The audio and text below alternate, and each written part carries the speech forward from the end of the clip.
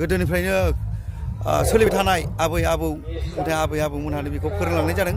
दा जों बिनि थाखायनो गोदोनिफ्रायनो सोलिबोबाय थानाय बे बेलांगुर खुंनाय बा जानाय लोंनाया दा बोसोराव खनसेल' बे मागो दमासिया दा नोंथांमोन सिगाङाव आं खिन्थानाय जाबाय।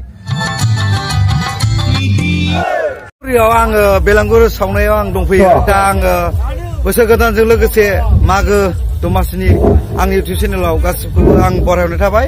इउटुब चेनेल नायगिरि बिथांमोन दा आङो दा बेनि मागो फालिग्रा बा मागो दमासिनि सोमोन्दै बिसोरो फालिगासिनो दं। दा बिसोरनाव आङो फंनैसो सोंनो सानदों। दा बे आदाखौ आङो इउटुब चेनेलाव आं आदाखौ बरायबाय।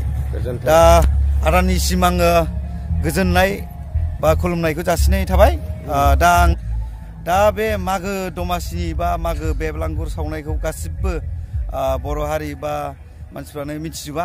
बे मानो थाखाय बेलांगुरखौ बा मानो सावो बेखौ मिथिनो होयोबा आदाया फंनैसो आंनि इउटुब चेनेलाव बुंना होयोबा मोजां जागोन नामा होननानै आङो नै दा जों बेखौनो बुंनो सानो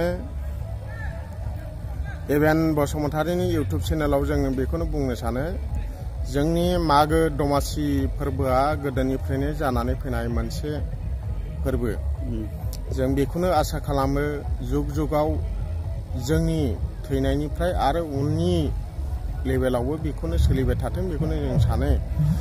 जाहाथे गाजा गोमजायै बोसोरफ्रामबो जोंनि गासैबो मोखोनागुरिल' नङा गासैबो बर' समाजाव बेखौनो सोलिबाय थादों। जों बेखौनो मिजिंथियो जाहाथे जोंनि जिउआव बिदा फंबाय गासैबो जोंनि माहारिनि बयबो मिथिनानै लाथों जाहाथे जों बेयाव मानि थाखाय फालिनाय जायो बे मागोआ मानि थाखाय फालिनानै जों बेसिम सफैखो बिसिम सफैनानै जों मानि थाखाय रंजाखो जों बेखौनो लुबैयो।